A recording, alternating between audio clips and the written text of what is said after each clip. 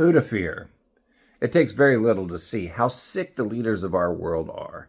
They see us as less than human while they attempt to become transhuman.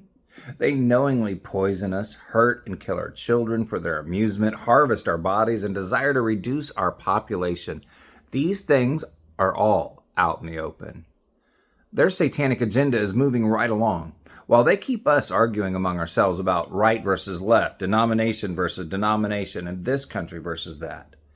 While they operate like a well-oiled machine, manipulating everything toward their own world government, one world government, with universal programmable currency. By 2027, they plan to initiate a one-world religion, and it won't be Christianity. Why? Because Christ claims he is the only way. And he is. So, what do we do about it? First, we have to examine ourselves. Are we actually any different than they are? Would we honestly do things differently if we had all the power? Here's the litmus test for Christians. We can take note of how often we desire our own will throughout the day.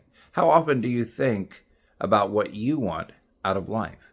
How much of our life is spent trying to manipulate things, to become the controller of all outcomes, to manage how we appear to others, and generally centered around ourselves compared to asking for and seeking God's will and waiting for his response.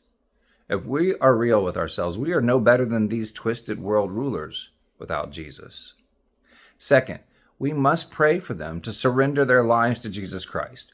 Maybe they never will submit to him, but every knee one day will bow to Jesus. Every tongue will confess his name, and Jesus died for them too.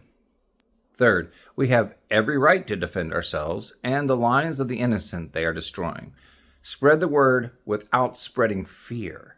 Remind them who is in control. Let the perfect love of Christ cast out all fear.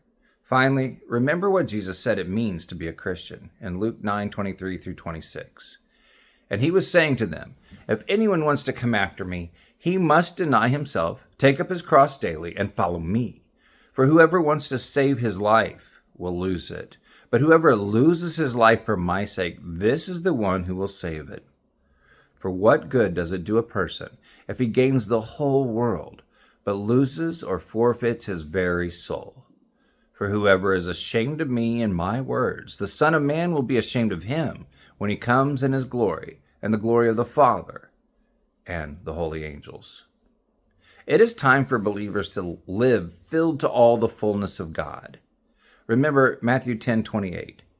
And do not be afraid of those who kill the body, but are unable to kill the soul, but rather fear him who is able to destroy both soul and body in hell.